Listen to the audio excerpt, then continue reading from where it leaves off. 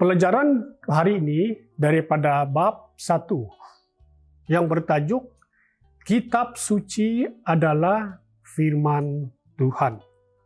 Kitab Suci adalah Firman Tuhan. Alkitab adalah buku khusus dari Allah. Firman Allah yaitu Alkitab ataupun Kitab Suci adalah buku yang istimewa dari Allah. Tidak seperti buku-buku lain, buku ini adalah buku yang ajaib.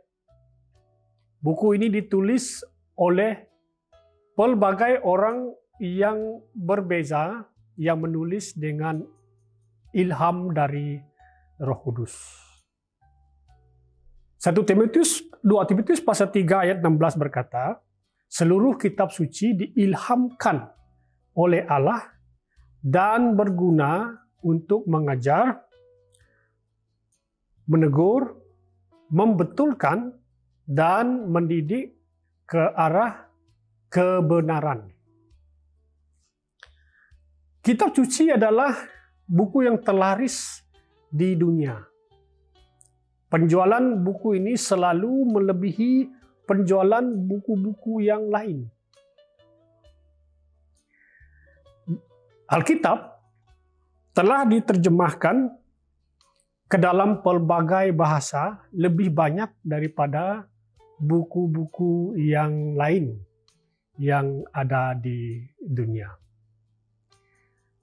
Pada mulanya, Alkitab ditulis dalam 3 bahasa, yaitu bahasa Ibrani, bahasa Aram, dan Perjanjian Baru juga mengandungi ditulis dalam bahasa Yunani. Jadi Alkitab yang Anda miliki sekarang ini telah diterjemahkan oleh orang-orang yang telah mengabdikan diri mereka sehingga dapat Anda miliki perkataan, pikiran, dan rencana Allah. Alkitab juga merupakan buku yang paling tertua di dunia. Bagian yang paling kuno dari Alkitab terjadi hampir 4.000 tahun yang lalu.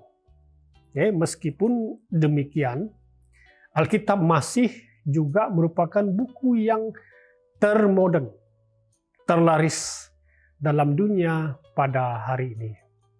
Karena di dalam Alkitab itu, Anda dan saya dapat menemukan jawaban bagi pertanyaan-pertanyaan yang paling utama mengenai kehidupan.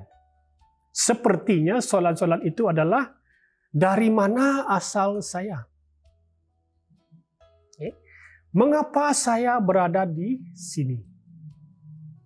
Dan soalan yang terakhir adalah, kemanakah tujuan saya? Walaupun Alkitab terdiri dari 66 buku kecil, namun hanya satu tema pokok, yaitu rencana Allah yang indah untuk menyelamatkan umat manusia. Di halaman hadapan Alkitab, Anda boleh melihat daftar dari 66 buku yang Anda dapat temukan di dalam Alkitab. Isi Alkitab pula terbagi dalam 2 bahagian. Yang pertama, Perjanjian Baru dan Perjanjian Lama. Perjanjian Lama mengandungi 39 kitab, manakala Perjanjian Baru mengandungi 27 kitab. Perjanjian Lama dibahagikan kepada beberapa bahagian. Yang pertama, yang dikatakan Pentatuk, kitab Taurat Musa, yang terdiri daripada Kejadian, Keluaran, Imamat, Bilangan, dan Ulangan. Dan disusuli pula dengan kitab sejarah. Kitab sejarah ini mengandungi 12 kitab yang terdiri daripada kitab Yosua, kitab Hakim-Hakim, kitab Rut, kitab 1 dan 2 Samuel, kitab 1 dan 2 Raja-Raja, dan seterusnya kitab 1 dan 2 Tawarikh, kitab Ezra, kitab Nehemia, dan kitab Esta. Dan kitab-kitab ini menceritakan mengenai peperangan di mana bangsa Israel mendapat bantuan dari Allah dalam menghancurkan bangsa Kanaan yang jahat. Dan juga mengandungi cerita bagaimana bangsa Israel yang kaya, yang makmur itu, dan yang berkuasa itu kemudian terpisah menjadi dua kerajaan yang bernama Yehuda dan Israel. Jadi bangsa Israel yang menyembah berhala lalu dihukum. Lalu dihukum Tuhan melalui peristiwa-peristiwa di mana banyak bangsa lain memperhambakan bangsa Israel. Dan seterusnya disusuli pula dengan kitab puisi. Kitab puisi yang terdiri daripada 5 kitab, yaitu kitab Ayub, kitab Mazmur, kitab Amsal, kitab Pengkhotbah, dan kitab Kidung Agung. Dan seterusnya adalah kitab nabi. Dan kitab para nabi-nabi ini mempunyai 17 kitab. Yang pertama yaitu Yesaya, Yeremia, kitab Ratapan, Yehezkiel, Daniel, Hosea, Yoel, Amos, Obadya, Yunus, Mika, Nahum, Habakuk, Yefanya, Hagai, Zakaria, dan kitab Malaki. Dan ditulis oleh para nabi-nabi. Dan tajuk ataupun judul kitab-kitab tersebut diambil dari nama mereka. Dan kemudian kitab para nabi besar, yaitu Yesaya, Yeremia, Ratapan, dan Daniel, dan juga termasuk Yehezkiel. Manakala kitab para nabi kecil, yaitu Hosea, kitab Yoel, kitab Amos, kitab Yunus, kitab Mika, kitab Nahum, kitab Habakuk, kitab Yefanya, kitab Hagai, dan kitab Zakaria. Dan yang terakhir, kitab Malayaki. Itulah isi daripada Perjanjian Lama. Manakala Perjanjian Baru pula mengandungi beberapa bahagian. Yang pertama yaitu si Injil Sinoptik. Injil Sinoptik terdiri daripada kitab Injil Matius, Injil Markus, Lukas, dan Yohanes. Dan kemudian disusuli pula dengan kitab sejarah, yaitu kitab Kisah Para Rasul. Dan kemudian disusuli pula oleh surat-surat penulisan. Surat-surat penulisan ini ditulis oleh para rasul, terutamanya para rasul seperti Rasul Paulus,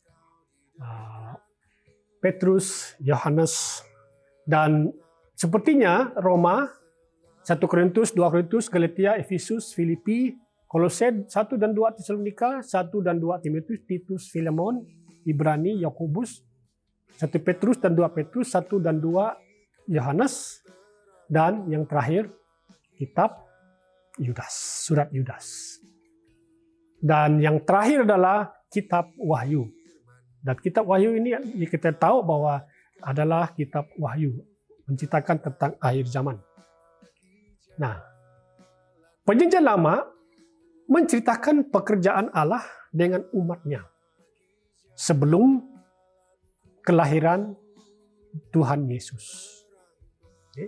Dan Perjanjian Baru pula menceritakan tentang kelahiran Yesus, kehidupannya, dan pelayanannya yang luar biasa. Seperti contohnya dalam pelayanan kesembuhan dan pengampunan dosa untuk orang-orang yang sakit dan orang-orang yang berdosa dan menceritakan tentang kematian Tuhan. Okay.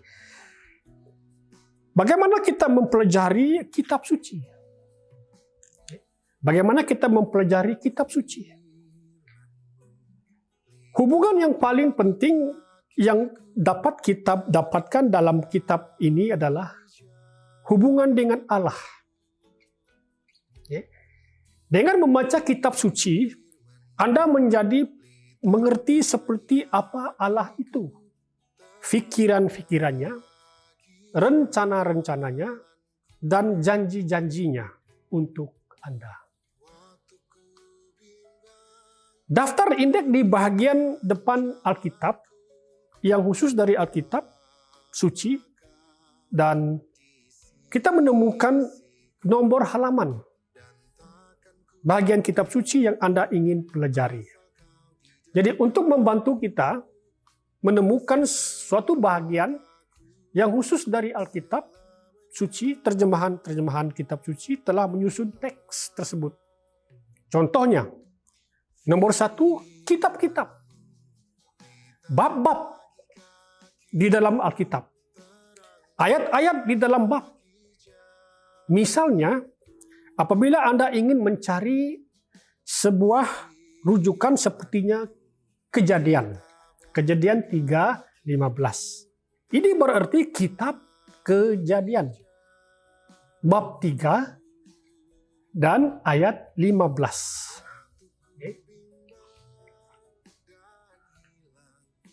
Inilah janji yang terbesar di dunia ini. Dalam Alkitab, kita menemukan janji yang paling besar di dunia ini. Karena firman Tuhan berkata, Yohanes pasal 3 ayat 16, karena begitu besar kasih Allah akan dunia ini, sehingga ia telah mengurniakan anaknya yang tunggal, supaya setiap orang yang percaya kepadanya tidak binasa, melainkan beroleh hidup yang kekal. Itulah yang dikatakan janji terbesar dalam dunia ini. Nah, kita melihat tujuan Alkitab, tujuan daripada firman Allah. Tujuan yang pertama adalah Alkitab suci dapat memberi hikmat kepada kita dan menuntun kita kepada keselamatan oleh iman kepada Yesus Kristus.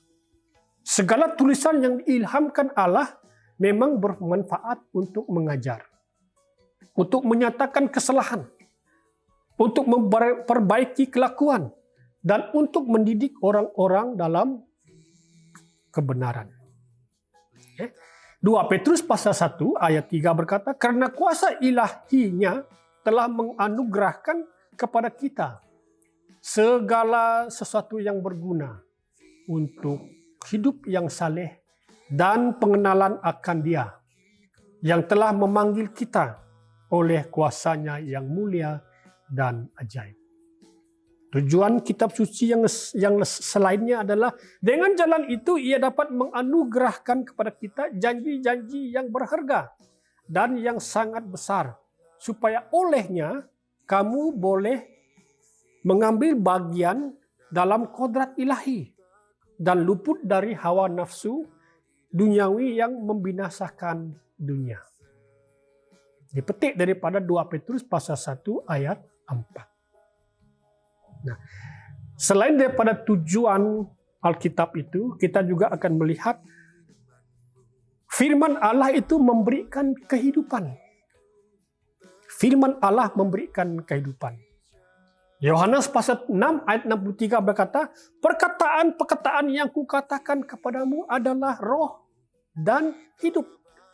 Artinya firman Allah itu memberikan kehidupan, memberikan hidup. Mengapa firman Allah itu memberikan kehidupan? Mari kita selidiki. Yang pertama, firman Allah itu adalah kreatif dan yang menciptakan. Mazmur 33 ayat 6 dan 9, pemazmur berkata, oleh firman Allah, langit telah dijadikan. Oleh nafas mulutnya, segala tenteranya. Sebab dia berfirman, maka semuanya jadi. Dia memberi perintah, maka semuanya ada. Firman Tuhan itu menciptakan. Firman Tuhan juga seperti air. Mengapa kita katakan firman Tuhan itu seperti air? Karena firman Tuhan itu membersihkan kita, menyucikan kita. Kita mulai hidup dalam kerjaan Allah dengan keadaan tersuci bersih, secara penuh oleh firman Allah daripada membacakan firman Tuhan. Kamu memang sudah bersih karena firman yang telah kukatakan kepadamu. Yohanes pasal 15 ayat 3. Mengapa firman Tuhan itu seperti air? Karena firman Tuhan Allah menjaga supaya kita tetap suci, tetap bersih. Jadi firman Tuhan ataupun firman Allah yang tertanam dalam hati kita menjaga kita dari dosa, daripada berbuat dosa. Mazmur 119 ayat 9 dan 11 berkata, dengan apakah orang muda mempertahankan kelakuannya bersih? Dengan menjaga sesuai dengan firman-Mu. Dengan hatiku aku menyimpan janjimu, supaya aku jangan berdosa terhadap Engkau. Firman Allah juga adalah terang bagi hidup kita. Firman Allah adalah terang bagi hidup kita. Dengan demikian, kami mungkin diteguhkan oleh firman yang telah disampaikan oleh para nabi. Alangkah baiknya kalau kamu memperhatikannya, sama seperti memperhatikan pelita yang bercahaya di tempat yang gelap, sampai fajar menyingsing dan bintang timur terbit bersinar di dalam hatimu. Firman Tuhan itu adalah terang bagi hidup kita. Mengapa kita katakan firman Tuhan itu adalah terang bagi hidup kita? Karena firman Allah memberi pengertian di dalam dunia yang gelap ini. Seperti mana pemazmur berkata 119 ayat 105 dan 130 berkata, firman-Mu itu pelita bagi kakiku dan terang bagi jalanku. Firman-Mu memberi terang, memberi pengertian kepada orang-orang bodoh. Wow. Dan kemudian kita melihat firman Tuhan juga adalah makanan rohani. Firman Tuhan adalah makanan rohani. Yesus menjawab ketika dicobai iblis. Berkali-kali dia berkata, ada tertulis, manusia hidup bukan dari roti saja, tetapi dari setiap firman yang keluar dari mulut Allah. Matius pasal 4 ayat 4. Mengapa kita katakan firman Tuhan itu adalah makanan bagi rohani kita? Yang pertama, karena firman Allah menyebabkan pertumbuhan rohani. Pertumbuhan rohani. Paulus berkata kepada jemaat di Korintus, dan aku, saudara-saudara, pada waktu itu tidak dapat berkata dengan kamu seperti dengan manusia rohani, tetapi hanya dengan manusia duniawi yang belum dewasa dalam Kristus. Susulah yang kuberikan kepadamu, bukanlah makanan keras, sebab kamu belum dapat menerimanya, dan sekarang pun kamu belum dapat menerimanya. Dan jadilah seperti sama bayi yang baru lahir, yang selalu ingin akan air susu yang murni dan yang rohani, supaya olehnya kamu bertumbuh dan beroleh keselamatan. Jadi tujuan Allah untuk setiap kita dinyatakan di dalam kitab Efesus. Efesus pasal 4 ayat 12 hingga 15 berkata, untuk melengkapi orang-orang kudus bagi pekerjaan pelayanan, bagi pembangunan tubuh Kristus sampai kita semua telah mencapai kesatuan iman dan pengetahuan yang benar tentang anak Allah. Kedewasaan penuh dan tingkat pertumbuhan yang sesuai dengan kepenuhan Kristus. Firman Allah adalah makanan rohani bagi kita.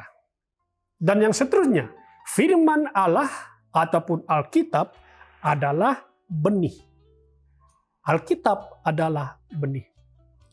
Dari kitab surat daripada Injil Lukas pasal 8 ayat 14 dan 15 berkata, Yesus memberitahu murid-muridnya tentang sebuah perumpamaan seorang penabur. Dalam ayat 11 di situ dikatakan, Yesus berkata, benih itu ialah firman Allah. Jadi kehendak Allah untuk kita adalah hidup yang berbuah. Seperti mana benih yang jatuh ke tanah dan tertanam, dan kemudian bertumbuh menjadi pokok yang besar, dan kemudian menghasilkan bunga. Dan akhirnya menghasilkan buah. Itulah kehendak Allah bagi setiap kita. Okay. Ia yang menyediakan benih bagi penabur dan roti untuk dimakan. Ia juga akan menyediakan benih bagi kamu dan melipat gandakannya dan menumbuhkan buah-buah kebenaranmu. Firman Tuhan adalah benih. Selain daripada firman Tuhan adalah benih, firman Tuhan juga adalah seperti sebuah pedang. Dan terimalah pedang roh, yaitu firman Allah. Daripada Efesus pasal 6 ayat 17. Perhatikan bagaimana Yesus menggunakan pedang. Ataupun firman Allah, ataupun kata-kata daripada Allah. Ketika melawan iblis di waktu pencobaan, setiap dicobai, Yesus menggunakan sudah tertulis, sudah tertulis, sudah tertulis. Begitulah Yesus menggunakan pedang, yaitu firman Allah. Dikatakan Yesus menggunakan pedang untuk melawan iblis. Selain daripada firman Allah adalah seperti pedang, firman Allah juga membantu kita berdoa. Membantu kita berdoa. Yohanes pasal 15 ayat 17 berkata, jikalau kamu tinggal di dalam aku dan firmanku tinggal di dalam kamu, mintalah apa saja yang kamu kehendaki dan kamu akan menerimanya. Haleluya. Yesus berkata kepada kita, mintalah. Ketika kita berdoa, ucapkanlah firman-firman Allah. Minta apa saja yang kamu kehendaki. Secara harfiah berarti meminta sebagai orang yang memiliki hak. Saya dan Anda memiliki hak. Hak dengan otoriti untuk memberi perintah. Saat ini firman Tuhan yang kreatif, yang menciptakan ada di mulut saya dan mulut Anda. Dengan firman Tuhan, kita boleh meminta, kita boleh memerintah apa yang kita kehendaki menurut firman Tuhan ini. Dan yang terakhir, firman Allah adalah kuat di dalam kita. Firman Tuhan adalah firman yang kuat di dalam kita. Matius pasal 7 ayat 24 dan 25. Dikatakan di sini, Yesus berkata melalui perumpamaan, setiap orang yang mendengar perkataanku ini dan melakukannya, ia sama dengan orang yang bijaksana, yang mendirikan rumahnya di atas batu, kemudian turunlah hujan dan datanglah banjir, lalu angin melanda rumah itu. Tetapi rumah itu tidak roboh sebab didirikan di atas batu. Yesus berkata bahwa orang yang bijaksana yang membangun rumahnya di atas batu adalah gambaran mereka yang mendengarkan firman Allah, firman Tuhan, dan mentaatinya dan melakukannya.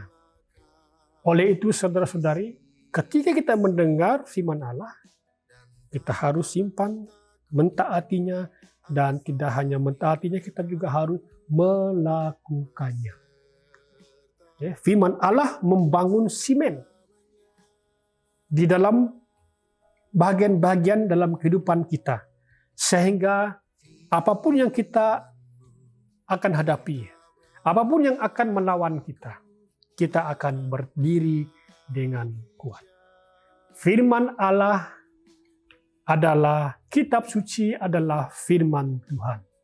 Marilah kita membaca firman Allah, merenungkan firman Allah, mentaati firman Allah, dan melakukan firman Allah.